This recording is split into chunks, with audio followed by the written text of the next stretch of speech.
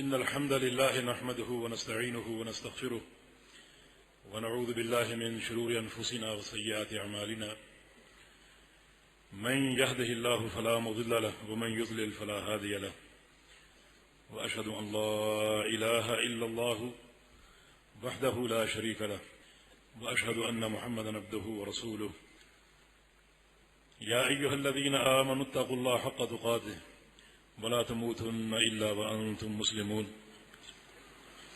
يا أيها الناس اتقوا ربكم الذي خلقكم من نفس واحدة وخلق منها زوجها وبث منهما رجالا كثيرا ونساء واتقوا الله الذي تساءلون به والأرحام إن الله كان عليكم رقيبا يا أيها الذين آمنوا اتقوا الله وقولوا قولا سديدا يصلح لكم أعمالكم ويغفر لكم ذنوبكم ومن يطع الله ورسوله فقد فاز فوزا عظيما أما بعد فإن أصدق الكلام كلام الله وأحسن الهدي هدي محمد صلى الله تعالى عليه وسلم وشر الأمور محدثاتها وكل محدثة بدعة وكل بدعة ضلالة وكل ضلالة في النار من يطع الله ورسوله فقد رشد واهتدى ومن يعص الله ورسوله فقد ضل وغوى اللهم صل على محمد وعلى آل محمد كما صليت على إبراهيم وعلى آل إبراهيم إنك حميد مجيد اللهم بارك على محمد وعلى آل محمد كما باركت على إبراهيم وعلى آل إبراهيم إنك حميد مجيد سبحانك لا علم لنا إلا ما علمتنا إنك أنت العليم الحكيم رب اشرح لي صدري ويسر لي أمري واحلل عقدة من لساني يفقهوا قولي أما بعد فقد قال الله سبحانه وتعالى أعوذ بالله من الشيطان الرجيم من همزه ونفخه ونفسه بسم الله الرحمن الرحيم ومن أحسن قولا ممن دعا إلى الله وعمل صالحا وقال إنني من المسلمين وقال سبحانه وتعالى قل هذه سبيلي أدعو إلى الله على بصيرة أنا ومن اتبعني وسبحان الله وما أنا من المشركين وقال رسول الله صلى الله تعالى عليه وسلم فضل العالم على العابد كفضل القمر ليلة البدر على سائر الكواكب وإن العلماء ورثة الأنبياء وإن الأنبياء لم يورثوا درهما ولا دينارا بل ورثوا العلم من أخذه أخذ بحظ ظافر أو كما قال رسول الله صلی اللہ تعالی علیہ وسلم. سب سے پہلے ہم نے یہ سمجھنا ہے کہ عالم کون ہے، عالم کی تعریف کیا ہے. عالم وہ شخصیت ہے جو اللہ تعالی کی وحی کے علم سے مالا مال ہو، جس کا سینہ اللہ تعالیٰ کی وحی سے منور ہو. اور یہ بات یاد رکھیے کہ جو سینوں کا نور ہے اور دلوں کا نور ہے یہ صرف اللہ کی وحی سے حاصل ہوتا ہے. نبی علیہ السلام کی معروف دعا مسند احمد کے حوالے سے جامع ترمذی میں بھی ہے، اسألک بکل اسم هو لک سمیت بہ نفسک او انزلتہ فی کتابک او علمتہ احدا من خلقک اب استأثرت به فی علم الغیب عندک ان تجعل القرآن ربیع قلبی و نور صدری، کہ یا اللہ تجھے تیرے ہر نام کا واسطہ دیتا ہوں، تیرے سارے نام بڑے پیارے ہیں اور اس سے پیارا کسی کا نام نہیں. تجھے تیرے سارے ناموں کا واسطہ کہ تو اپنی وحی کو، قرآن و حدیث کو میرے دل کی بہار بنا دے اور میرے سینے کا نور بنا دے۔ یہ دلوں کا منور ہونا اللہ کی وحی سے، یہ لوگوں کی باتیں، یہ عقلی موشگافیاں، یہ منطق اور فلسفہ، اور چنانچہ یہ تو ظلمات بعضها فوق بعض، اوپر تلے اندھیرے ہی اندھیرے۔ تو عالم وہ ہے جس کے پاس نور وحی، میں علم صرف قرآن و حدیث کو مانتا ہوں، اور میرے پاس سلف صالحین کے شواہد موجود ہیں۔ ابن عبد البر ایک بڑی چوٹی کے محدث گزرے ہیں، وہ ایک چھوٹا سا واقعہ نقل کرتے ہیں کہ ایک اعرابی عطا بن ابی رباح کے پاس آیا۔ یہ عطا علماء مکہ میں سے ہیں، تابعین میں سے، عبداللہ بن عباس کے شاگرد ہیں۔ امام ذہبی نے شیخ الاسلام لکھا ہے، اور ایک دم ابن عباس رضی اللہ عنہما مکہ تشریف لائے تو اہل مکہ ان پر ٹوٹ پڑے، مختلف سوالات لے کر، مختلف مسائل لے کر۔ تو ابن عباس نے فرمایا تھا کہ علام تجتمعون علی وفیکم عطا، کہ تم لوگ میرے پاس کیا لینے آئے ہو؟ تمہارے پاس تو عطا جیسا محدث موجود ہے۔ یہ ایک بڑی گواہی، ایک بڑی منقبت ہے ان کی۔ چنانچہ ان کے پاس ایک سائل آیا اور ایک فقہی سوال کیا۔ سوال یہ تھا کہ ایک شخص حرم میں داخل ہوتا ہے مکہ مکرمہ میں حج کے مہینے کے علاوہ۔ آپ جانتے ہیں کہ حج کے 3 مہینے، شوال، ذی القعدہ اور ذی الحج۔ وہ اس سے پہلے مثلا رمضان میں آ گیا، شعبان میں آ گیا، آ کے عمرہ کیا، اور اس کا ارادہ بن گیا کہ حج کر کے جائے۔ اب وہ اپنے اس عمرے کو جو اس نے حج کے مہینے میں نہیں کیا اپنے حج کے ساتھ جوڑ سکتا تاکہ اس کا حج حج تمتع بن جائے۔ تو عطا نے کہا کہ نہیں، ضروری ہے کہ وہ حرم سے باہر جائے، میقات سے باہر، اور حج کے مہینے میں عمرے کا احرام باندھ کر آئے، آ کے عمرہ کرے، اس عمرے کو اپنے حج کے ساتھ جوڑے۔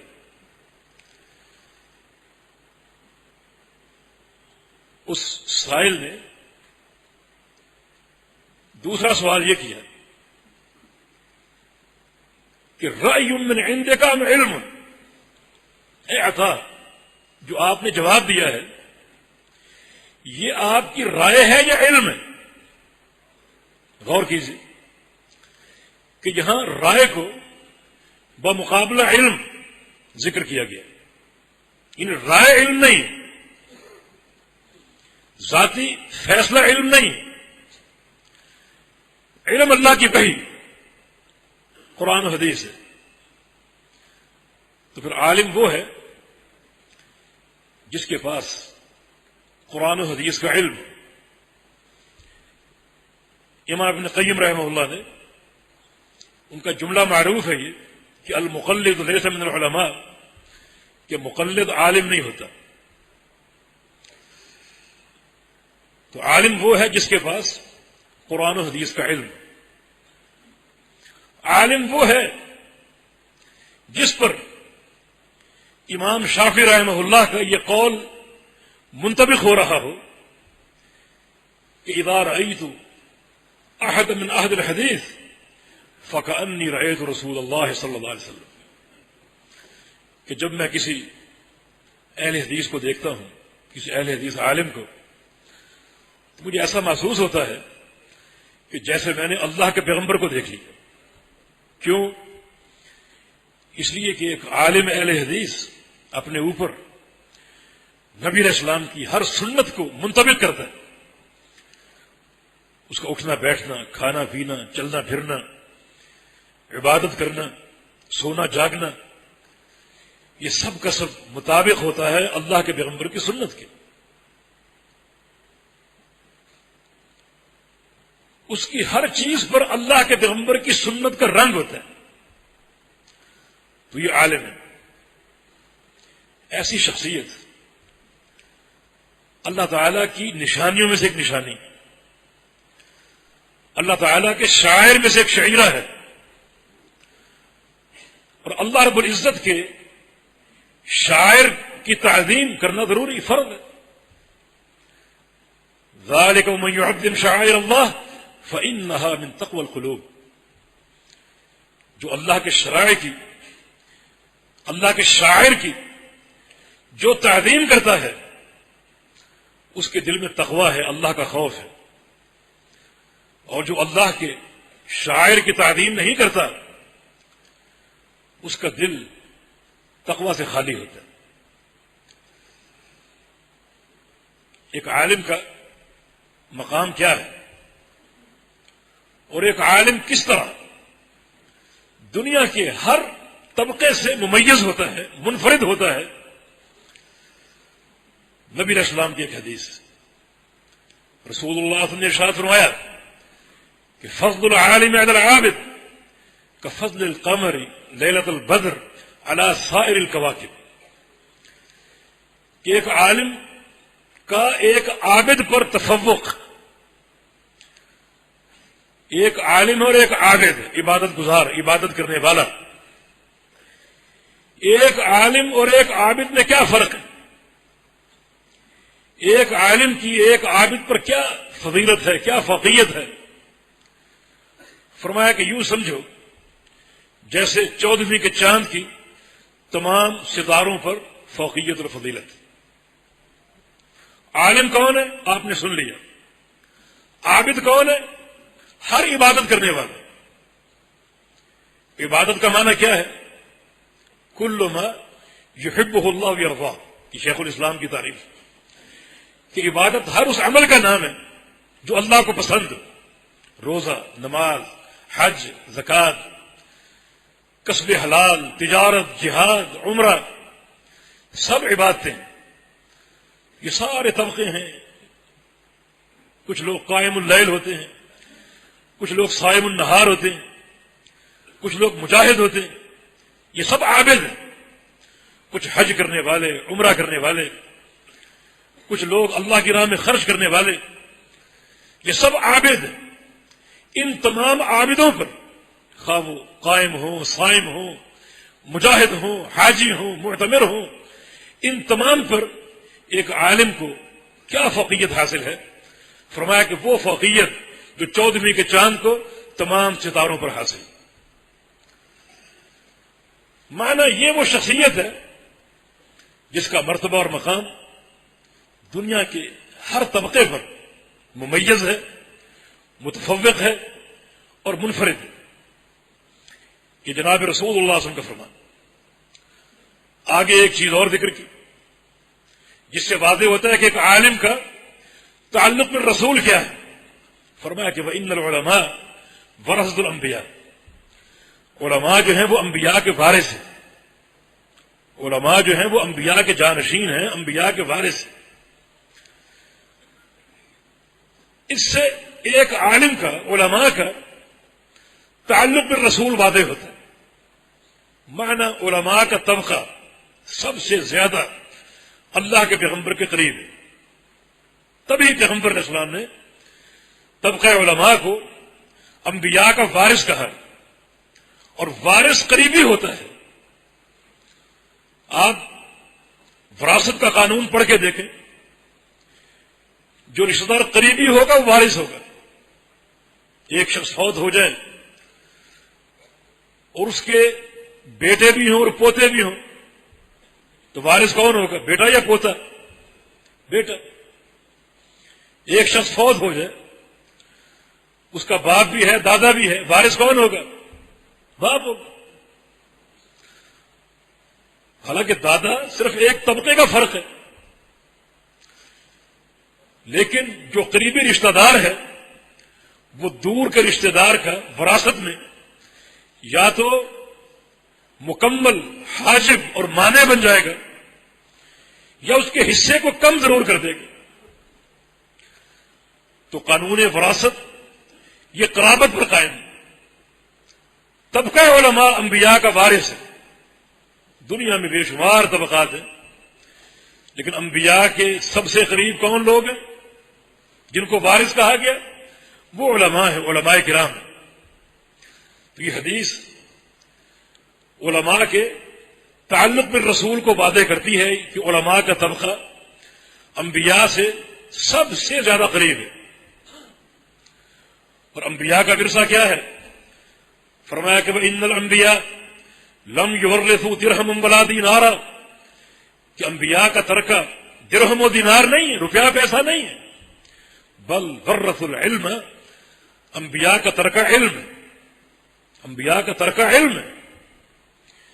اسی لیے محدث امت ابو ہریرہ رضی اللہ عنہ بعض اوقات مسجد میں درس حدیث ہو رہا ہوتا تو باہر وہ بازار میں آ جاتے اور کہتے کہ ایھا الناس، اے لوگو تم تجارتیں کر رہے، ادھر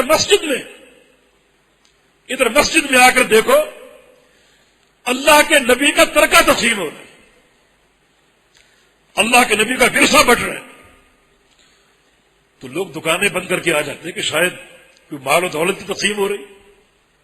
آ کر دیکھتے کوئی روپیہ پیسہ دکھائی نہ دیتا تو پوچھتے ابو ہریرہ ترکہ کہاں ہے؟ کہا یہ جو حدثنا اخبرنا اور قال رسول اللہ ہے، یہ اللہ کے پیغمبر کا ترکہ. نبیوں کا ترکہ دنیا کا مال نہیں، نبیوں کا ترکہ ان کا علم ہے جس کے وارث علماء کرام. یہ وہ طبقہ ہے جو انبیاء کے سب سے زیادہ قریب ہے. یہ طبقہ اللہ تعالیٰ کے بھی سب سے زیادہ قریب ہے.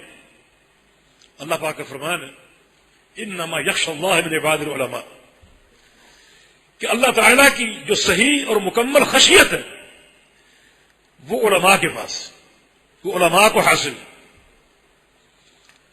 ایک اور مقام پر کیا فرمایا؟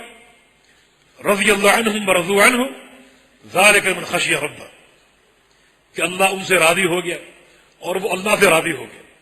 یہ مقام بڑا عظیم ہے. یہ اللہ ان سے راضی، وہ اللہ سے راضی، بڑا عظیم مقام. وہ اللہ سے راضی، کیا معنی ہے اس کا؟ اس کا معنی یہ ہے کہ بندے، اور یہ بعض بندوں کو یہ نصیب ہوتا ہے کہ بندے اللہ سے راضی ہو گئے اس طرح کہ اللہ تعالیٰ انہیں جس حال میں رکھے راضی، بیمار ہو، صحت مند ہو، تونگری ہو، غربت ہو، افلاس ہو، فاقہ ہو، اللہ پر ہر حال میں راضی. وہ اللہ کی قضاء و قدر کو ایسا مانتے ہیں کہ کسی چیز کا کوئی شکوہ نہیں، راضی، اس کے ہر فیصلے پر راضی. نبی علیہ السلام کی ایک حدیث ہے کہ بعض دفعہ فرشتے کسی چھوٹے بچے کی روح قبض کر لیتے، اللہ کے پاس آ جاتے. اللہ تعالیٰ پوچھتا ہے کہ تم اس بچے کی روح قبض کر کے آ گئے؟ فرشتے کہتے ہیں جی ہاں، یا اللہ تیرا امر تھا. اللہ فرماتا ہے کہ تم نے میرے بندے کی آنکھوں کی ٹھنڈک کو چھین لیا، اس کے دل کے قرار کو چھین لیا. یا اللہ تیرا امر تھا، تیرا آرڈر تھا. اچھا یہ بتاؤ میرا بندہ کیا کر رہا ہے، وہ کس حال میں، کیا اس کا اس وقت تصرف ہے، اس کی کیا کیفیت ہے؟ تو فرشتے کہتے ہیں یا اللہ وہ تو تیری حمد و ثنا بیان کر رہے، تیری تعریف کر رہے، تیری ثنا کر رہے، کوئی شکوہ نہیں. کچھ لوگ کہتے ہیں کہ بے وقت کی موت مارا گیا، لیکن نہیں، کوئی ماتھے پر شکن نہیں، اور تیری ثنا میں محو. اللہ بڑا خوش ہوتا ہے، فرشتوں کو حکم دیتا ہے کہ جنت میں ایک مستقل کالونی، ایک محلہ ہے جس کا نام بیت الحمد ہے.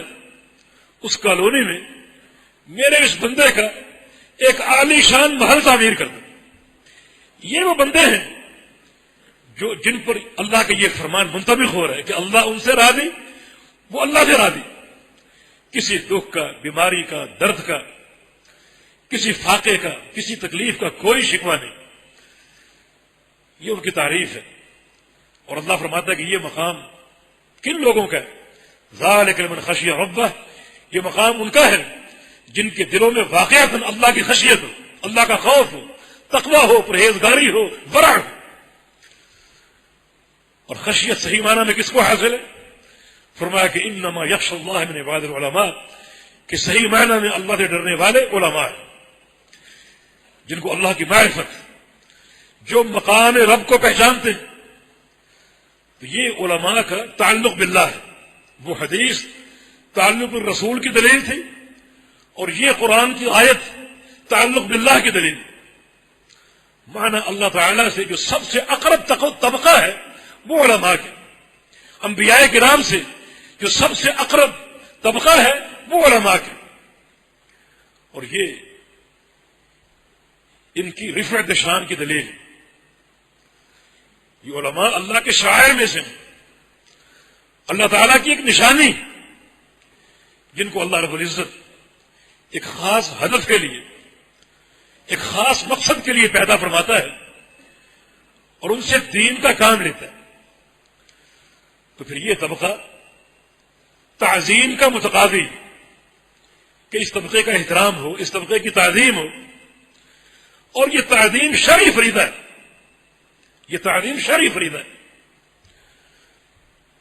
کسی شخص کے یہ لائق نہیں ہے کہ کوئی ایسا عالم جو صحت منہج کے ساتھ معروف ہے، اس کی کوئی غیبت کرے، اس پر طعنہ زنی کرے، اس پر الزام تراشی کرے۔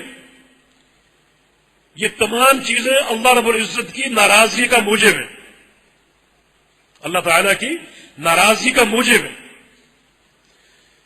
نبی علیہ السلام کی ایک حدیث قدسی ہے، اللہ پاک فرماتا ہے من عادى لي وليا فقد آذنته بالحرب، جو شخص میرے کسی دوست کو تکلیف دے گا اس شخص کے ساتھ میرا اعلان جنگ ہے۔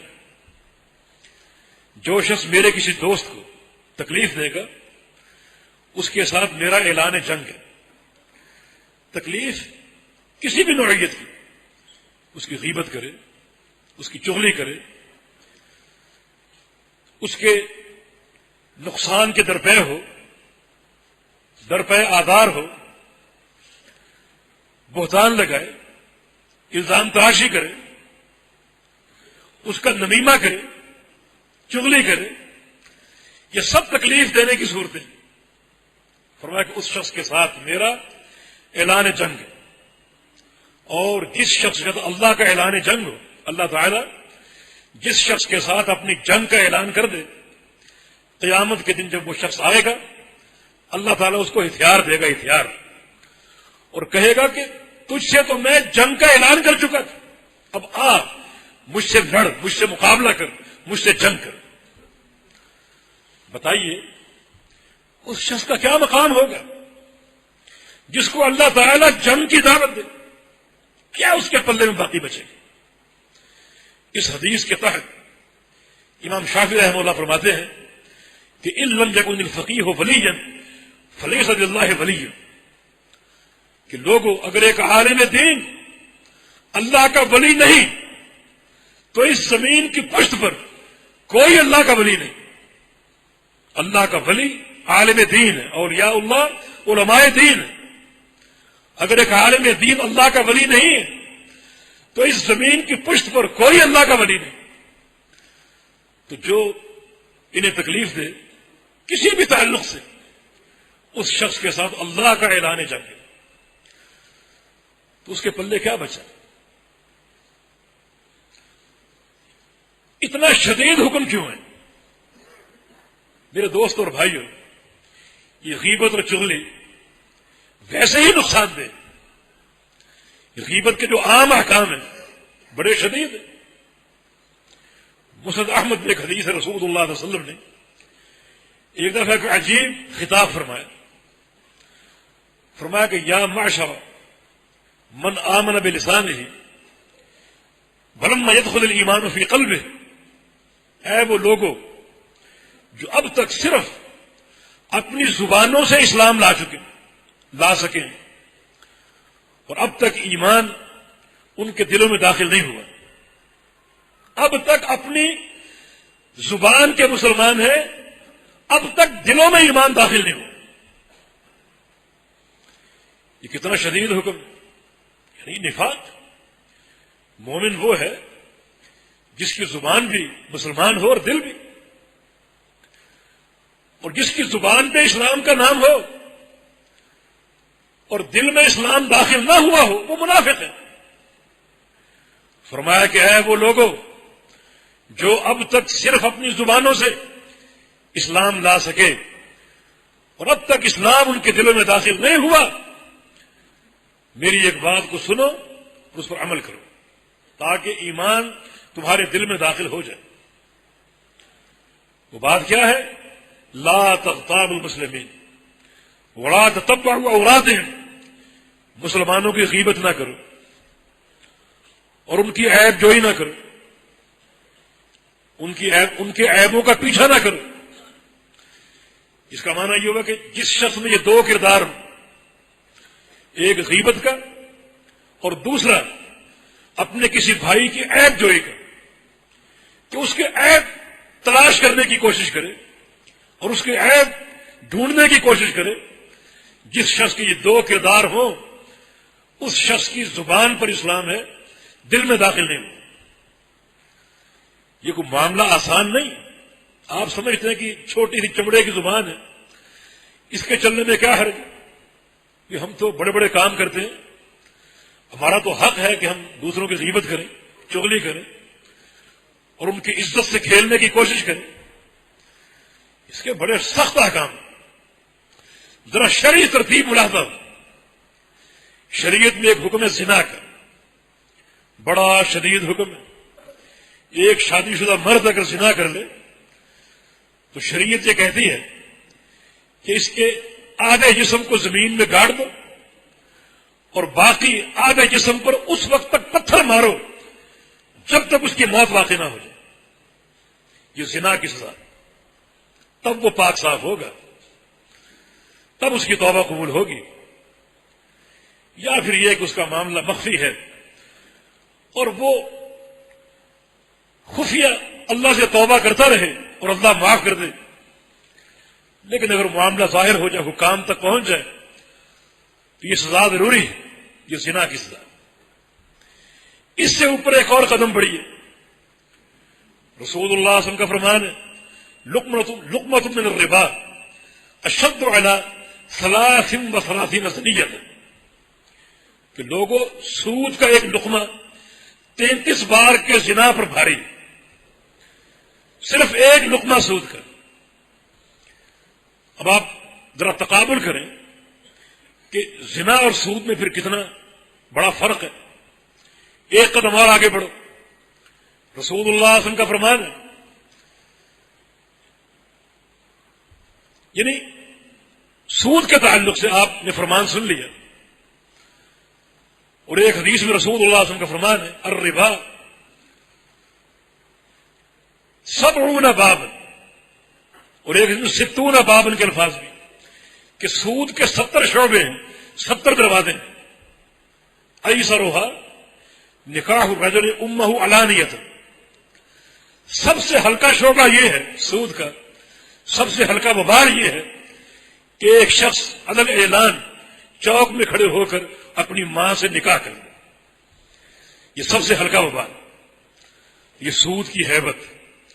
اور زنا کے مقابلے میں سود کی دہشت آپ نے سنی۔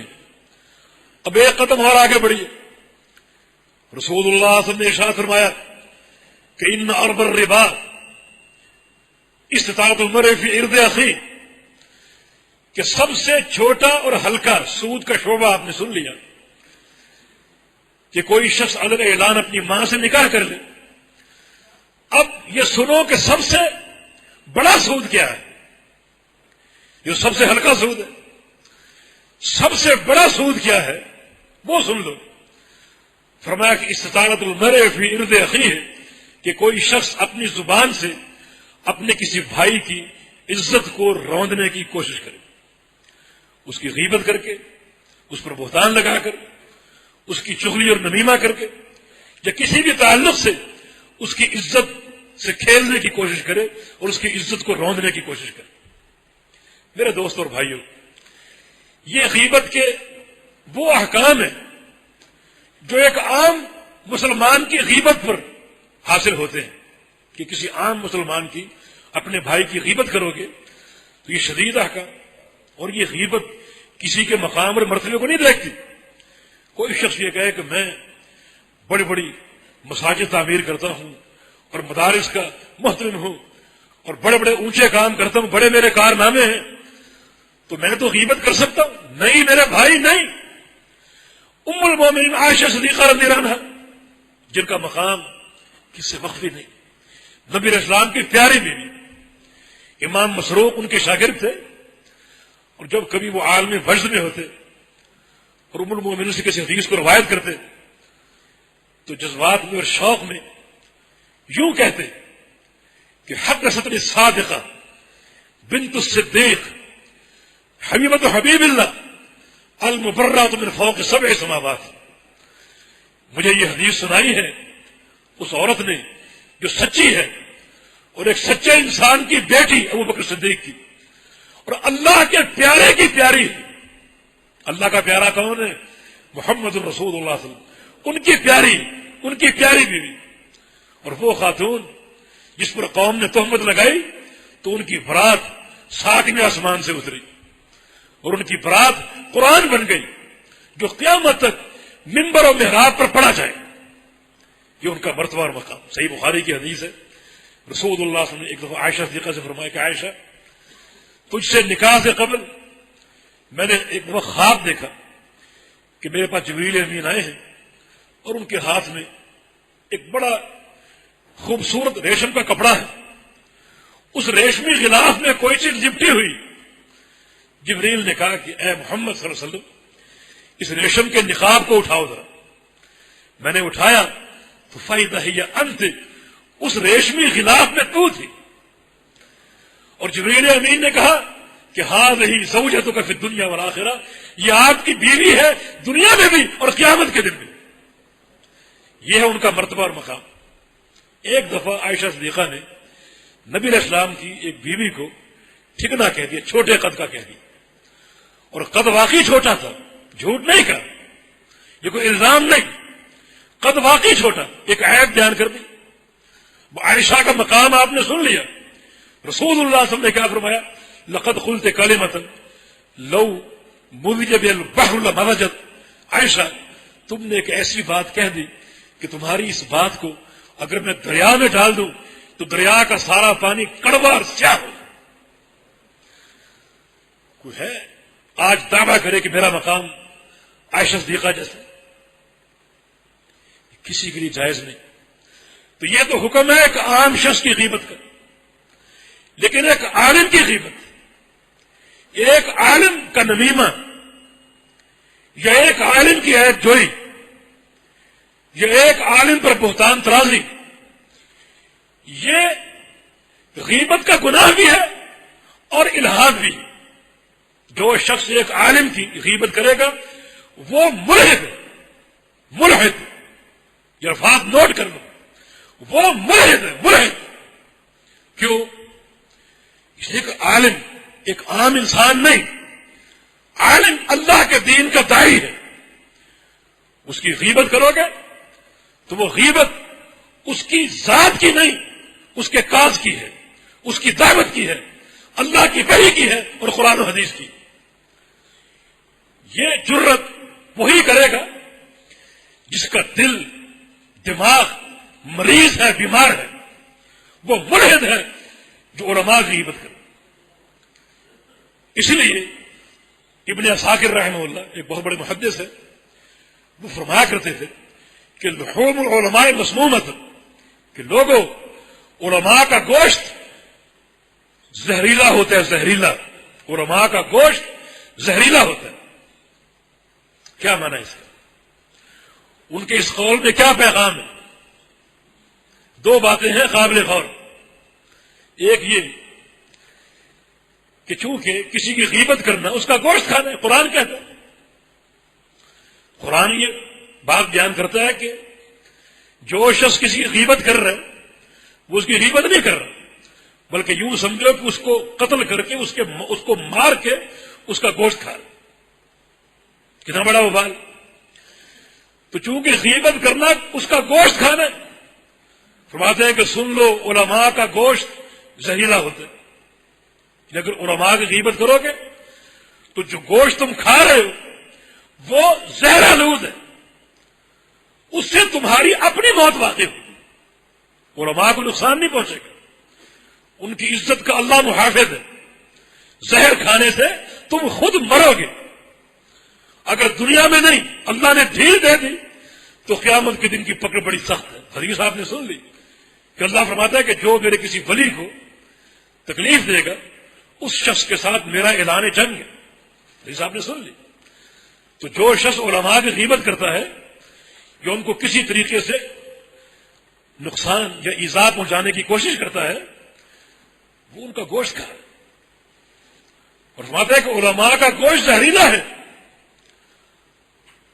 اس سے علماء کو نقصان نہیں پہنچے گا، تمہاری اپنی موت واقع ہو.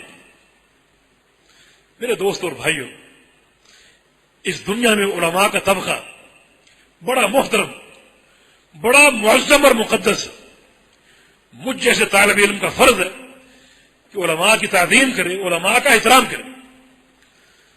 نبی علیہ السلام کی ایک حدیث ہے جس سے یہ بات واضح ہوتی ہے کہ علماء کا وجود کتنی بڑی نعمت ہے اور علماء کا چلے جانا کتنا بڑا قوموں کے لیے خسارہ اور وبال ہے. صحیح بخاری کی حدیث رسول اللہ صلی اللہ علیہ وسلم کا فرمان ہے کہ قرب قیامت یرفع العلم یفشو الجہل، علم اٹھا لیا جائے گا اور جہالت پھیل جائے گی. قیامت کی نشانی ہے کہ علم اٹھا لیا جائے گا اور جہالت پھیل جائے گی. آگے کیا فرمایا کہ ان اللہ لا يقبض العلم انتزاعا من صدور الرجال. اللہ تعالیٰ علم کو کیسے اٹھائے گا؟ فرمایا کہ لوگوں کے سینوں سے علم کو محو نہیں کرے گا، علم کو لوگوں کے سینوں سے نہیں مٹائے گا. ولکن یقبضہ بقبض العلماء، علم کو اٹھائے گا علماء کو اٹھا کر. رفتہ رفتہ علماء اٹھتے جائیں گے اور ان کے ساتھ علم رخصت ہوتا جائے گا. علماء کا چلے جانا یہ علم کی موت. جب امام بخاری رحمہ اللہ کا انتقال ہوا تو ایک محدث عبد الحمید بن جعفر البیکندی زاروں قطار رو رہے تھے اور ساتھ ساتھ فرما رہے تھے کہ لو قدرت ان ازید فی عمر محمد بن اسماعیل، کاش مجھ میں یہ طاقت ہوتی کہ میں اپنی عمر امام بخاری کو دے دیتا. کاش مجھ میں یہ طاقت ہوتی کہ اپنی عمر امام بخاری کو دے دیتا. اور آگے اس کا سبب بیان کرتے ہیں کہ کیوں. ان موتی یکون موت رجل واحد و موت محمد بن اسماعیل فیہ ذہاب للعلم، کہ میری موت تو ایک شخص کی موت ہوتی، ایک انسان کی موت ہوتی. امام بخاری کی موت علم کی موت. امام بخاری کے ساتھ ان کا علم چلا گیا. تو رسول اللہ صلی اللہ علیہ وسلم نے ارشاد فرمایا کہ اللہ تعالیٰ علم کو اٹھا لے گا. اس طرح نہیں کہ مردوں کے سینوں سے علم کو محو کر دے، بلکہ اس طرح اٹھائے گا کہ علماء کو اٹھا لے گا. علماء آہستہ آہستہ ختم ہو جائیں گے. پھر کیا ہوگا؟ یبقی اناسا جہالا، پھر جاہل لوگ باقی رہ جائیں جن کا سر کے علماء سے تعلق نہیں ہوگا. سر کے علماء کیا ہے؟ سر کے علماء وہ ہیں، وہ لوگ، وہ لڑی، وہ طبقہ جس کا تعلق محمد الرسول اللہ صلی اللہ علیہ وسلم کے ساتھ ہے. کیسے؟ رسول اللہ صلی اللہ علیہ وسلم کا فرمان ہے تسمعون منی یسمع منکم یسمع من سمع منکم، کہ یہ علم، یہ قرآن و حدیث تم مجھ سے سنتے ہو اور تم سے آگے لوگ سنیں گے اور ان سے آگے سنیں گے، اور یہ سماع کا سلسلہ، سماع علم کا سلسلہ قیامت تک جاری رہے گا۔ تو جو اس سماع میں جڑ گیا، منسلک ہو گیا، وہ علماء ہیں جن کا تعلق اس لڑی کے ساتھ ہے، اس لڑی کے پہلے سرے پر امام الانبیاء محمد رسول اللہ صلی اللہ علیہ وسلم۔ یہ کون لوگ ہیں؟ یہ وہ لوگ ہیں جو مدارس میں بیٹھتے ہیں چٹائیوں پر اور صحیح بخاری پڑھتے ہیں، صحیح مسلم پڑھتے ہیں، حدثنا اخبرنا کی آوازیں گونجتی، قال قال رسول اللہ کے غلغلے بلند ہوتے ہیں۔ یہ وہ لوگ، یہ علماء، جب یہ اٹھ جائیں گے، چلے جائیں گے، تو پھر کیا ہوگا؟ یبقی اناسا جہالا، اللہ تعالیٰ ایسے لوگوں کو باقی رکھے گا جو جاہل ہیں، جن کا سل کے علماء سے تعلق نہیں ہوگا، جن کو یہ توفیق نہیں ملی ہوگی کہ مسجدوں کی چٹائیوں پر بیٹھیں اپنے شیوخ کے سامنے اور حدیثیں پڑھیں، اور وہ روحانیت شیوخ کے سینوں سے ان کے سینوں میں منتقل ہو۔ اس روحانیت سے وہ کورے ہوں گے، خالی ہوں گے، اور جہل کی اساس پر قائم ہوں گے۔ یستفتون، ان سے لوگ مسائل پوچھیں گے، فیفتون برأیہم، وہ فتوے دیں گے، خاموش نہیں ہوں گے، فتوے دیں گے، جواب دیں گے، لیکن ان کے پاس اللہ کی وحی کا نور نہیں ہوگا، جواب اپنی رائے سے دیں گے، اپنی عقل سے دیں گے۔ فیضلون ویضلون، خود بھی گمراہ اور لوگوں کو بھی گمراہ کر کے چھوڑ دیں گے۔ تو ایک عالم کی موت کیا ہے؟ گمراہی کا پھیل جانا، گمراہی کا پھیل جانا۔ اسی لیے محمد بن سیرین کا قول ہے، بڑا عظیم قول ہے۔ محمد بن سیرین علماء تابعین میں سے فرمایا کرتے کہ اذا مات عالم وقع فی الاسلام ثلمۃ لا یصدها شیء من قلب اللیل والنہار، کہ جب کوئی عالم فوت ہو جاتا ہے تو اسلام میں ایک دراڑ پڑ جاتی ہے، ایک دراڑ، ایک رخنا آ جاتا ہے۔ اس رخنے کو، اس دراڑ کو کوئی چیز پر نہیں کر سکتی۔ ایک خلا آ جاتا ہے، اس خلا کو کوئی چیز پر نہیں کر سکتی۔ ایک وقت تھا گجرا والا میں ایک محدث کی روحانیت اور اس کے علم کا فیض تھا۔ میری مراد استاد العلماء حافظ محمد گوندرگی رحمۃ اللہ، ان کے انتقال کے بعد یہ خلا پر ہو سکا؟ وہ روحانیت کہاں گئی؟ وہ نور کہاں گیا؟ وہ علم کہاں گیا؟ وہ خلا پر نہیں ہو سکا۔ علماء کا وجود ایک امر مختنع، علماء کا چلے جانا یہ جہل کا پھیلنا ہے اور علم کا ختم ہونا ہے۔ سعید بن جبیر بہت بڑے مفسر ہیں، محدث ہیں، اور یہ بھی علماء تابعین میں سے۔ ان سے کسی نے سوال کیا کہ ما علامت ہلاک الناس، کہ لوگوں کی بربادی کی علامت کیا ہے، قومیں برباد کیسے ہوتی؟ سائل کا مقصد یہ تھا کہ بعض اوقات ایک عام وبا پھیلتی ہے، طاعون کا مرض ہے، حیضے کا مرض متعدی ہوتا ہے، اور اس سے بعض اوقات قوموں کی قومیں فنا ہو جاتی۔ گزشتہ سال زلزلہ آیا اور کچھ علاقے صفحہ ہستی سے مٹ گئے، بعض اوقات سیلاب آتے ہیں، طوفان آتے ہیں اور قومیں تباہ ہو جاتی۔ تو سائل نے پوچھا کہ قوموں کی بربادی کی علامت کیا ہے؟ سعید بن جبیر نے جواب دیا اذا مات عالمہم، اصل قومیں اس وقت تباہ ہوتی ہیں جب ان کا عالم فوت ہو جائے، جب ان کا عالم فوت ہو جائے، یہ ان کی بربادی کی علامت ہے۔ کیوں؟ اس لیے کہ اگر طوفان آئے، آندھی آئے، زلزلہ آئے تو اس سے لوگوں کے جسم تباہ ہوتے ہیں، وہ اجسام کی موت، اور ایک عالم کی موت سے دین کا خسارہ ہو سکتا ہے، روحانیت کی موت ہو سکتی، ارواح کی موت ہو سکتی۔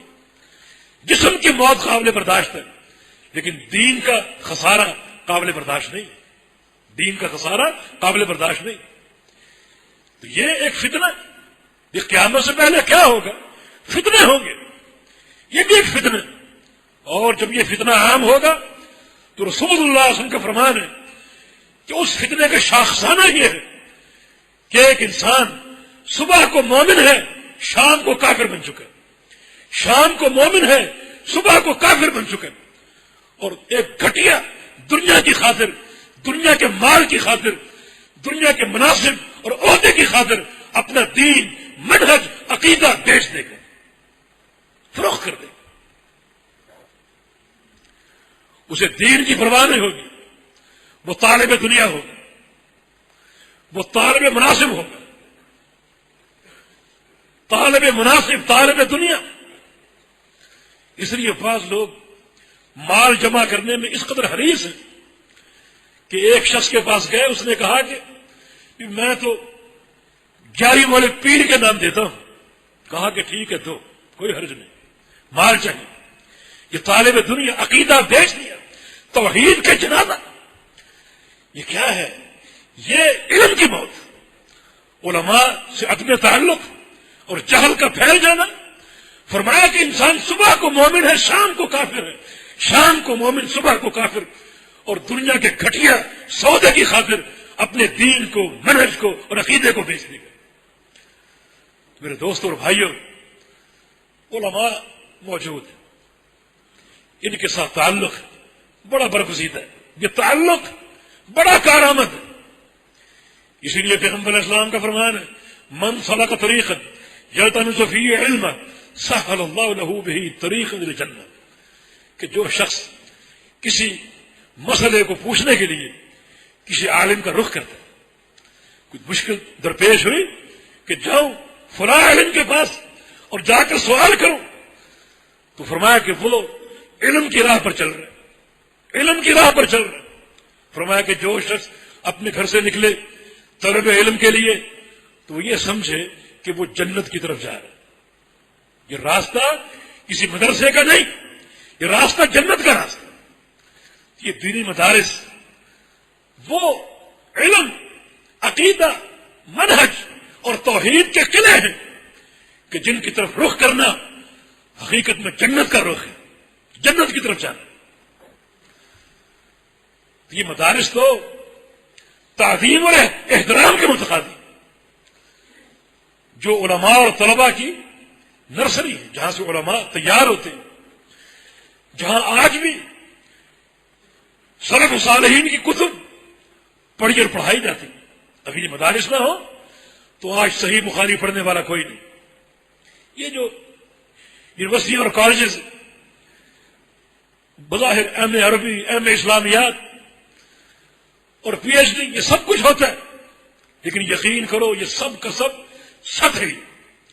تحصیل جو ہے وہ مدارس میں، تحصیل مدارس میں.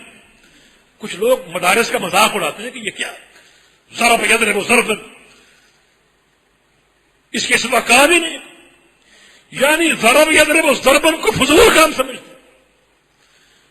مجھے ابھی گاڑی سے آ رہا تھا ایک ساتھی کے ساتھ، کہا کہ اس طرح کی فکر بھی عام کہ دینی مدارس میں کیا ہو رہا ہے، ضرب یضرب ضربا، بس یہ گردانے طلبا کو رٹائی جا رہی، پڑھائی جا رہی. یہ کون سا کام؟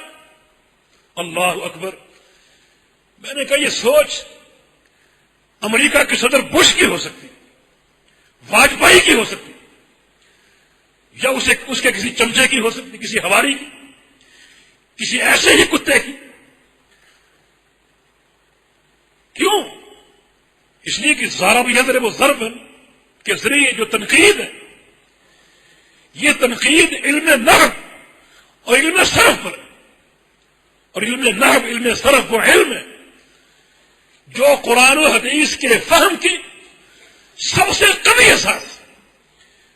جس شخص کے پاس علم نحو نہ ہو، علم صرف نہ ہو، وہ قرآن و حدیث نہیں سمجھ سکتا. یہ سوچ تو ملحدانہ سمجھ. یہ مدارس کی تحقیر نہیں، علماء کی تحقیر نہیں، یہ اللہ کی وحی کی توہین، یہ اللہ کی وحی کی تنقید ہے. کیونکہ وحی کا فہم، وحی کا فہم، وحی کا علم، علم نحو، علم صرف کے بغیر حاصل نہیں ہو سکتا. ہم طلبا کو کیا بتاتے ہیں، کیا پڑھاتے ہیں؟ ان مدارس میں ہم نے اساتذہ سے کیا پڑھا؟ یہ نحو و صرف، ضرب یضرب بڑا مبارک علم ہے، بڑا مبارک علم ہے، بڑا کارآمد علم ہے، کیونکہ اس کے بغیر قرآن و حدیث کا فہم ممکن نہیں. میں علم صرف کے حوالے سے آپ کو مثال دیتا ہوں. عربی لغت میں دو لفظ ہیں، ایک ہے قاصد اور ایک ہے مقصد۔ قاصد اور مقصد دونوں کا مادہ ایک ہی، اشتقاق ایک ہی، قاف سین تو۔ لیکن آپ لغت عربی کا تنوع دیکھیں کہ قاصد کا معنی ظالم اور مقصد کا معنی عادل، حالانکہ مادہ ایک ہے، اشتقاق ایک ہے، لیکن باب کی تبدیلی سے معنی میں زمین و آسمان کا فرق آ گیا، اور قرآن نے دونوں الفاظ کو استعمال کیا۔ ایک مقام پر کہتا ہے اما القاسطون فکانوا جہنم حطبا، کہ قاصد جہنم کا ایندھن، اور ایک مقام پر کہتا ہے کہ ان اللہ یحب المقسطین، اللہ تعالیٰ مقسطین سے محبت کرتا ہے۔ قاصد جہنم کا ایندھن ہے اور مقسط اللہ کا محبوب ہے، لیکن مادہ ایک ہی، یہ معنی کا فرق کیسے؟ یہ بات آپ کو کوئی نہیں بتائے گا۔ آؤ ان مدارس میں آؤ، اللہ کی وحی کا فہم جو ہے اس علم پر قائم۔ اب علم صرف یہ کہتا ہے کہ قاصد جو باب ہے اس کی ایک خاصیت سلب ماخذ، اس کے ماخذ کو سلب کر لینا، یعنی جب قاصدہ کہیں گے تو مانا ہوگا آخذ منہ قسطہ، کہ اس نے اس سے اس کا قسط چھین لیا جو کہ ظلم ہے، اور اقصد باب افعال ہے، اس کی ایک خاصیت اعطائے ماخذ، کہ وہ ماخذ کسی کو دے دینا۔ اقصد کا معنی ہوگا اعطاہ قسطہ، کہ اس نے اس کو اس کا قسط اور اس کا حصہ دے دیا۔ اب یہ جو ابواب کی خاصیات ہیں یہ آپ کو کہاں سے پتا چلے گی؟ یہ علم صرف سے، یہ سارا بیان سے پتا چلے گا۔ تو اس علم پر تو اساس ہے شریعت کے فہم کی اور قرآن و حدیث کے فہم کی۔ اس کا استحضاء اللہ کی وحی کا استحضاء ہے، اور ضرب یضرب کے ذریعے مدارس کا مذاق اللہ کی وحی کا مذاق۔ اللہ کا خوف کرنا چاہیے، افعال کے ساتھ حروف کی دلالات معمولی علم نہیں۔ قرآن پاک کا پہلا حرف با ہے، بسم اللہ الرحمن الرحیم، با ہے۔ با کے عربی لغت میں 20 معنی، 20 معنی۔ بسم اللہ میں با کا اور معنی، ذہب اللہ میں نورہم با کا اور معنی، فامسحوا برؤوسکم میں با کا اور معنی، 20 معنی، اور یہ سارے استعمال قرآن پاک میں موجود ہیں۔ ان کو کیسے سمجھو گے اس علم کے بغیر؟ اگر یہ فضول کام ہے تو کیا قرآن و حدیث کو سمجھنا فضول ہے؟ اللہ کی وحی کو نہ سمجھا جائے، اللہ کی وحی سے بغاوت اختیار کی جائے، کتنی گھٹیا سوچ۔ آپ کسی باب کو لیں، عقیدے کا باب ہے، عقیدے کا باب، ایک مقام پر الرحمن علی العرش استویٰ، کہ رحمان عرش پہ مستوی، عقیدے کا مسئلہ ہے۔ یہاں استواء کا معنی ارتفاع، کہ اللہ عرش پہ چڑھ گیا اور عرش پہ مستوی ہو گیا۔ ایک مقام پر اور ہے ثم استوى الى السماء فسواهن 7 سماوات، کہ اللہ رب العزت پھر آسمانوں کی طرف اللہ نے قصد کیا۔ اب استوا یہاں بھی ہے اور وہاں بھی، وہاں آپ نے معنی کیا ارتفاع کا، اور یہاں معنی کیا قصد۔ ابن کثیر نے یہاں قصد کا معنی کیا۔ اشعری ماتریدی کہتے ہیں کہ آپ نے یہاں تعویل کی، ایک مقام پر آپ کہتے ہیں کہ استوا معنی ارتفاع ہے، اور یہاں آپ کہتے ہیں کہ استوا معنی قصد ہے۔ مسئلہ عقیدے کا ہے، کون اس کو حل کرے گا؟ یہ صرف کا طالب علم اور نحو کا طالب علم، جس کو حروف کی دلالات کا علم ہے، جو اس علم کے ذریعے حروف کی دلالات کو پڑھتا ہے اور اس کا علم حاصل کرتا ہے، وہ جانتا ہے کہ استوا کا صلہ جب علا ہوگا تو معنی ارتفاع ہوگا، اور استوا کا صلہ جب الہ ہوگا تو معنی قصدہ ہوگا۔ امام احمد بن حنبل کے منہج پر اشاعرہ نے اعتراض کیا کہ تم کہتے ہو کہ اللہ کی صفات کو بغیر تعویل کے مانو، تو تعویل تو آپ بھی کرتے۔ اچھا کہاں تعویل کی؟ کوئی مثال دو۔ مثال ایک حدیث کی تھی، امام لالکائی نے وہ حدیث روایت کی ہے، حدیث کی مثال دی۔ رسول اللہ صلی اللہ علیہ وسلم کا فرمان ہے کہ انی عاجز نفذ الرحمن من قبل الیمن، انی عاجز نفذ الرحمن من قبل الیمن، کہ میں رحمان کا نفذ یمن کی طرف سے پاتا ہوں. یمن ایک علاقہ ہے، ایک شہر، ملک ہے. میں رحمان کا نفس یمن کی طرف سے پاتا ہوں. اب نفس کا معنی کیا ہے؟ ظاہری معنی سانس ہے. نفس فا کے فتحے کے ساتھ سانس اس کا معنی ہے، جس کی جمع انفاس. اور فا اگر ساکن ہو تو اس کا معنی ذات، اس کی جمع نفوس ہے. تو اس کا سیدھا معنی سانس ہے. اب یہاں آپ نے معنی اور کیا ہے، ظاہری معنی سے انحراف کر کے تعویل کی. تعویل نہیں، اس کا جواب کوئی نہیں دے سکتا سوائے اس عالم دین کے جو ان مدارس میں بیٹھ کر علم نحو، علم صرف حاصل کرتا ہے، محنت کرتا ہے، اساتذہ سے پڑھتا ہے. وہ جانتا ہے کہ یہاں نفس سانس کے معنی میں نہیں جس کی جمع انفاس ہے، بلکہ یہاں پر نفس مصدر ثانی ہے. باب نفس ینفس تنفیسا و نفسا، نفس ینفس تنفیسا و نفسا. یہ ضرب یضرب، یہ گردانوں کا علم اور صرف کا علم. اس علم کو حاصل کیے بغیر اس حدیث کو کیا سمجھو گے؟ مسئلہ عقیدے کا، اللہ کی صفات سے متعلق ہے، کیا سمجھو گے اسے؟ مصدر ثانی نفس کا معنی تکلیف کو دور کرنا، جیسے حدیث میں آتا ہے من نفس عن اخیہ قربۃ من قرب الدنیا نفس اللہ عنہ قربۃ من قرب یوم القیامہ، کہ جو شخص اپنے کسی بھائی کی دنیا کی کسی تکلیف کو دور کر دے، اللہ تعالیٰ اس کی آخرت کی تکلیف کو دور کر دے گا. نفس کا معنی تکلیف کو دور کرنا. اب حدیث کا معنی یہ ہے کہ رحمان اس دین پر آنے والے حملوں کو دور کرے گا، تکلیفوں کو دور کرے گا، ملحدین کی الغار کو دور کرے گا. اور یہ زیادہ کس طرف سے ہوگا؟ یمن کی طرف سے. یعنی اہل یمن کو اللہ بڑی طاقت دے گا، بڑی ہمت دے گا کہ دین پر جو الغار ہوگی، جو حملے ہوں گے، اہل یمن اس کا دفاع کرے. اسی لیے پیغمبر اسلام کا فرمان ہے الایمان یمان والفقہ یمان، کہ ایمان تو یمن کا ہے اور فقاہت بھی یمن کی. اہل یمن کی تعریف ہے.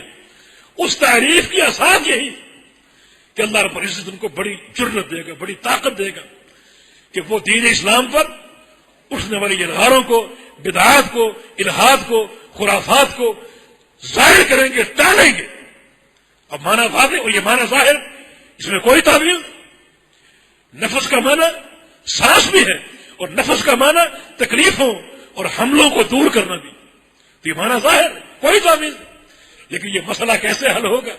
اس علم کے بغیر حاصل نہیں ہوگا، اس علم کے بغیر حاصل نہیں ہوگا. تو یہ توہین ہے شعوری لاشعوری اس دین کی، کیونکہ فہم دین کی اساس جو ہے وہ علم نحو، علم صرف. ضرب یضرب. میں آپ کو ایک قول سنوں، ابن صلاح، امام ابن صلاح بہت بڑے محدث اور علم مصطلح کے مجرد، ان کا ایک قول ہے نبی علیہ السلام کی ایک حدیث من کذب علی متعمدا فلیتبوأ مقعدہ من النار، کہ جو شخص مجھ پہ جان بوجھ کے جھوٹ باندھے گا وہ اپنا ٹھکانہ جہنم بنا لے. جان بوجھ کے جو شخص میری طرف جھوٹ منسوب کرے گا وہ اپنا ٹھکانہ جہنم بنا لے. ابن صلاح کا قول ہے کہ اس حدیث کے زمرے میں وہ طالب علم یا وہ شخص بھی داخل ہے جو علم نحو پر، علم صرف پر محنت نہیں کرتا اور اعراب میں غلطیاں کرتا ہے. زبر کی جگہ زیر پڑتا ہے، زیر کی جگہ پیش پڑتا ہے. حالانکہ اللہ کے پیغمبر نے زبر پڑھی، یہ زیر پڑتا ہے. اللہ کے پیغمبر نے ضمہ پڑھا، یہ سکون پڑتا ہے.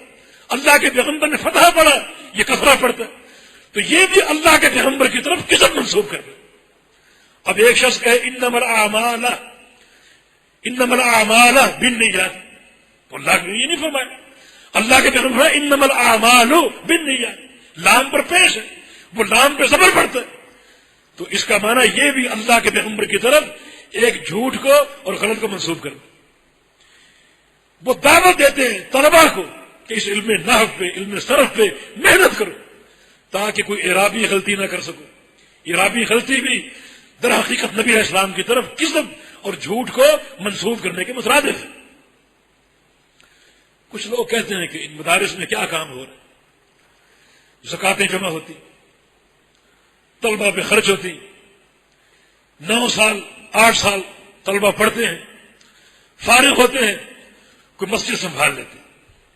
یہ احساس ہے قحطی. جس کی بھی یہ سوچ ہے بڑی گھٹیا سوچ ہے. بتاؤ زکاتیں کون جمع نہیں کرتا؟ آج تو بڑے بڑے اپ ٹو ڈیٹ لوگ جمع کر رہے ہیں. عمران خان زکات جمع نہیں کر رہے. کراچی میں ڈاکٹر ادیب رضوی یہ ماہر امراض گردہ زکات جمع نہیں کرتا. ایک گویا ابرار الحق زکات جمع نہیں کرتا. یہ ساری تنظیمیں کھانے چندے زکاتیں صدقے فطرے سب جمع کرتے. تو صرف مدارس پر یہ تہمت کیوں؟ اور مجھے یہ بتاؤ کہ فارغ ہو کر ایک مسجد کو سنبھال لینا اس میں کون سا عیب ہے؟ یہ تو امام الانبیاء کا منہج ہے. نبی اسلام کی پوری تحریک کا محور مسجد نبوی. آپ کا وہاں کام کیا تھا؟ مسجد میں جماعت کرانا، صحابہ کو درس دینا، ان کی تربیت کرنا. ایک عالم اگر ایک مسجد کو سنبھال لے، دنیا کاروبار کر رہی اور یہ ایک مسجد کو سنبھال لیتا ہے، منبر و محراب کو سنبھال لیتا ہے، جماعتیں کراتا ہے، لوگوں کی تربیت کرتا ہے، قرآن کا درس دیتا ہے، حدیث کا درس دیتا ہے، تو یہ در حقیقت اللہ کے پیغمبر کا منہج. یہ کوئی معمولی چیز ہے؟ اس عمل کی تحقیر اللہ کے پیغمبر کی تحقیر، اس عمل کی توہین اللہ کے پیغمبر کی توہین. تو لوگوں، یہ علماء کا طبقہ احترام اور تعظیم کا متقاضی. اور یہ بات بالکل اچھے طریقے سے نوٹ کر لو کہ ایک عام شخص کی غیبت یا نمیمہ گناہ کبیرہ ہے، بڑا گناہ ہے، بڑا اس کا وبال. نبی علیہ السلام 2 قبروں پر آتے گزرے، فرمایا کہ دونوں میں عذاب ہو رہا. ایک کا عذاب اس لیے کہ وہ استنجا میں احتیاط نہیں کرتا تھا، اور دوسرے کا عذاب اس لیے کہ وہ چغلیاں کرتا ہے. یہ ایک عام شخص کی غیبت کا وبال، چغلیاں کرتا تھا. اللہ نے عذاب قبر میں پکڑ لی، چغل خور تھا، اللہ نے قبر میں پکڑ لی. اب فرشتے اس کی پٹائی کر رہے ہیں اور اس کی قبر جہنم کا گڑھا بن چکی. 99 سانپ اس پر چھوڑ دیے گئے جو اس کو ڈس رہے ہیں، ڈنگ مارے. ان کے زہر کا ایک قطرہ اگر زمین پہ ٹپکا دیا جائے تو زمین کی ساری معیشت کڑوی اور زہریلی ہو جائے، اور آئندہ کے لیے وہ زمین کبھی کوئی فصل اگانے کے قابل نہ رہے. اللہ نے قبر میں پکڑ لیا، کیوں؟ چغلیاں کرتا ہے. تو یہ تو عام شخص کی غیبت کا وبال، جبکہ ایک عالم کی غیبت کا وبال بھی ہے، الہاد بھی. کیونکہ عالم کا کام کیا ہے؟ وہ اللہ کے دین کا داعی، اور اللہ فرماتا ہے وَمَنْ أَحْسَنُ قَوْلًا مِّمَّنْ دَعَا إِلَى اللَّهِ، کہ جو اللہ کے دین کا داعی ہے اس سے بہتر انسان کوئی ہو ہی نہیں سکتا. وہ سب سے بہتر، سب سے منفرد اور سب سے متمیز ہے، اس سے بہتر کو ہو ہی نہیں سکتا. دعوت کے مقابلے میں عمل جہاد ہے، اور جہاد کا عمل یقیناً مبارک ہے، لیکن دعوت کا کام جہاد کے کام سے افضل.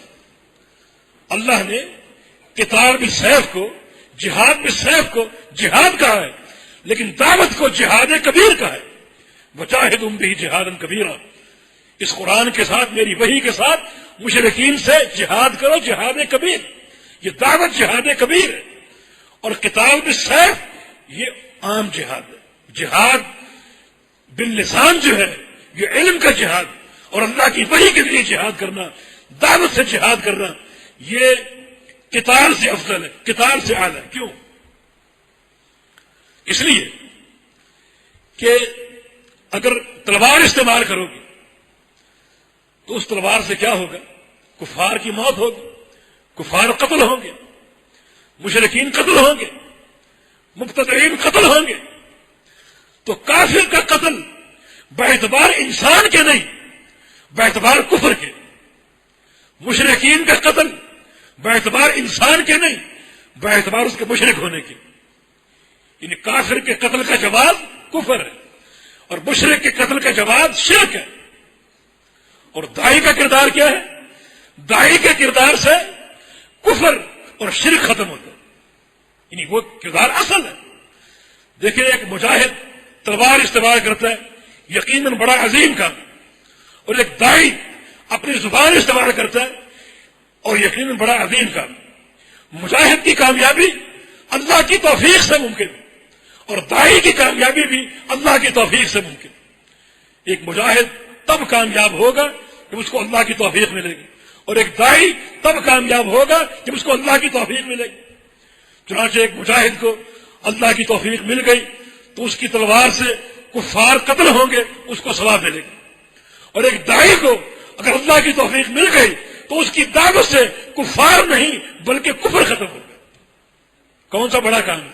یہ کافر کا قتل ہونا یا کفر کا قتل ہونا؟ کافر کی موت اہم ہے یا کفر کی موت اہم ہے؟ یہ کافر کی موت کیوں؟ کفر کی بنا پر۔ تو اصل چیز تو کفر ہے، اور داعی کا عمل اس کفر کے خلاف ہے۔ اسی لیے پیغمبر اسلام کا فرمان ہے، اسلام رجل واحد خیر لی من قتل الف کافر۔ میری دعوت سے ایک شخص اسلام قبول کر لے، یہ میرے لیے بہتر ہے اس چیز سے کہ میری تلوار سے 1000 کافر قتل ہو۔ میں تلوار استعمال کروں اور 1000 کفار کو قتل کر دوں، اس سے بہتر ہے کہ میری دعوت سے، میری زبان سے صرف ایک کافر اسلام قبول کر دے۔ اسی لیے پیارے پیغمبر محمد الرسول اللہ صلی اللہ علیہ وسلم نے پوری عمر جہاد کا عمل کیا، لیکن آپ کی تلوار سے صرف ایک کافر قتل ہوا، صرف ایک کافر۔ اگر قتل بالسیف دعوت کے عمل سے افضل ہوتا تو اس فضیلت کے اولین مستحق محمد الرسول اللہ صلی اللہ علیہ وسلم ہوتے، لیکن اللہ نے آپ کی دعوت میں تاخیر رکھی، اور یہ کام مشکل ہے، یہ کام جہاد کبیر ہے۔ ذرا آپ تقابل کر کے دیکھیں، نبی علیہ السلام کی جنگوں میں سب سے کٹھن اور مشکل جنگ احد تھی۔ 70 صحابہ شہید ہوئے، زخم سب کو لگے، خود امام الانبیاء آپ کے دانت شہید ہوئے، چہرہ زخمی ہوا، اور آپ کے سر میں خود کی کڑیاں گھس گئی، بڑا گہرا زخم، خون بند نہیں ہو رہا۔ آپ نڈھال ہو کر ایک کھائی میں گر گئے، ایک عارضی پسپائی میدان سے ہو گئی۔ بڑا کٹھن مرحلہ تھا، بڑا سخت دن تھا۔ ام المومنین عائشہ صدیقہ نے اللہ کے نبی نے سوال کیا، یا رسول اللہ صلی اللہ علیہ وسلم حل مر علیک یوم اشد من احد، کیا احد سے زیادہ کوئی سخت دن آپ نے دیکھا کہ احد میں اتنا نقصان ہوا، 70 صحابہ کا خون بہا اور وہ شہید ہو گئے، زخم سب کو لگے، اس سے سخت دن آپ نے دیکھا آپ کی پوری زندگی میں؟ فرمایا کہ ہاں عائشہ، اس سے سخت دن ایک اور تھا، اور وہ تھا طائف کا دن۔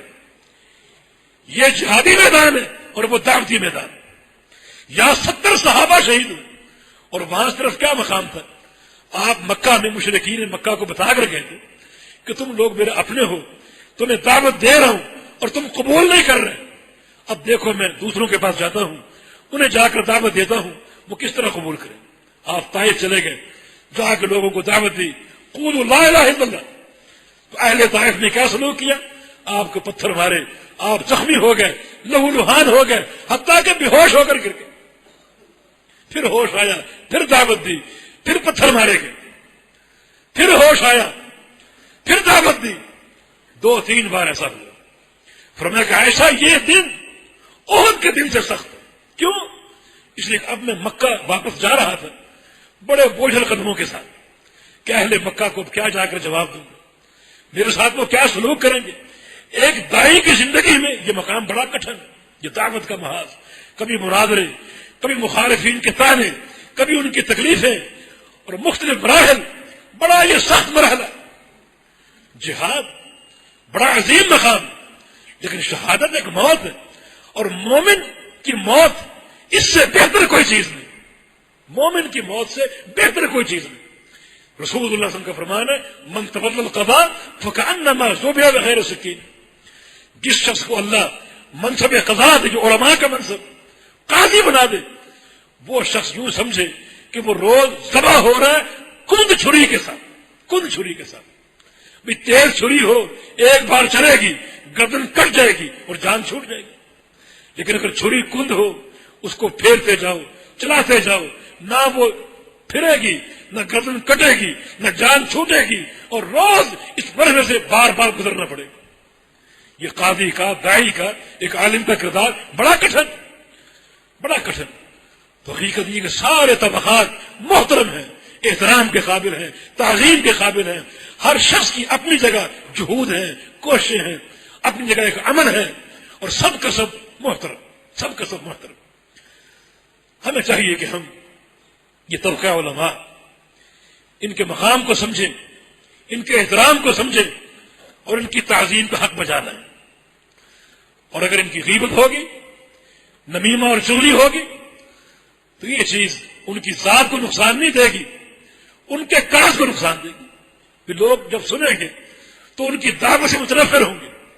اور آج کی اصطلاح میں سب سے خطرناک کام تنفیر کا کام۔ تنفیر کیا ہے؟ کہ لوگوں کے دلوں میں علماء کے تعلق سے نفرت کے بیج بونا، نفرت کے بیج بونا۔ علماء سعودی عرب، آج ان کے فتاوی آپ پڑھ کر دیکھیں کہ آج سب سے خطرناک کام اس دین کے تعلق سے تنفیر کا کام، کہ علماء کے تعلق سے لوگوں کے دلوں میں نفرت کے بیج بونا۔ اس عمل سے بعد آ جاؤ، گریز کرو۔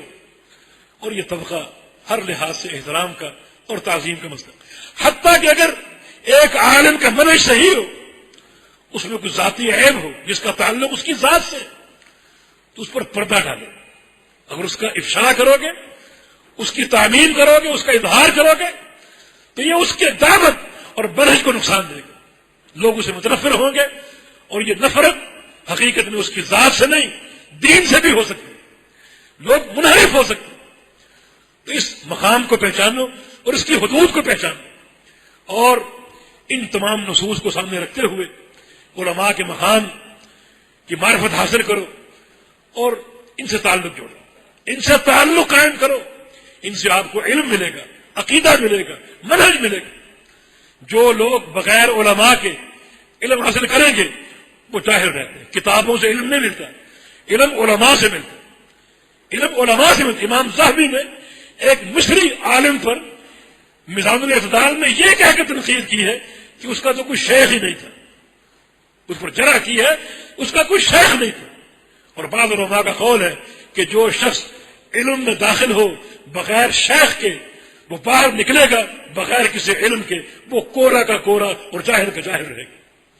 سفیان ثوری کا قول ہے کہ ایک عالم اگر پہاڑ کی چوٹی پر بیٹھا ہو، پہاڑ کی چوٹی پر، آپ کو پتا ہے کہ وہاں آپ چڑھ کر جائیں گے، 2 گھنٹے 3 گھنٹے صرف ہوں گے، تو پھر بھی وہاں جاؤ، چڑھو پہاڑ پر، عالم سے مل کر آؤ اور اس سے دین حاصل کرو۔ یہ دین تمہارے بچاؤ کا سبب ہو۔ یہ فتنوں کا دور ہے، اور فتنوں کے دور میں تحفظ اس کو حاصل ہوگا جس کے پاس علم ہے، علم اسے حاصل ہوگا جس کا علماء سے تعلق ہے۔ یہ تعلق بڑا برگزیدہ ہے۔ نبی علیہ السلام کا فرمان ہے کہ جو شخص اللہ کے گھر میں جائے صرف علم حاصل کرنے کے لیے، کسی عالم کا درس ہے سننے چلا گیا یا کوئی سوال کرنے چلا گیا، فرمایا کہ وہ اس مسجد سے لوٹے گا ایک مکمل حج کا ثواب لے کر، ایک مکمل حج کا ثواب لے کر۔ اور طبرانی میں ایک حدیث کے الفاظ ہے، اس کا مفہوم یہ ہے کہ ایک شخص کو کسی شرعی مسئلے میں مشکل درپیش ہے اور وہ فوراً اپنے گھر سے نکلے کسی عالم کے پاس جانے کے لیے، تو گھر کی چوکھٹ عبور کرنے سے پہلے اللہ تعالیٰ اس کے تمام گناہوں کو معاف کر دے گا۔ تو علماء کے ساتھ تعلق بڑا عظیم ہے، برگزیدہ ہے۔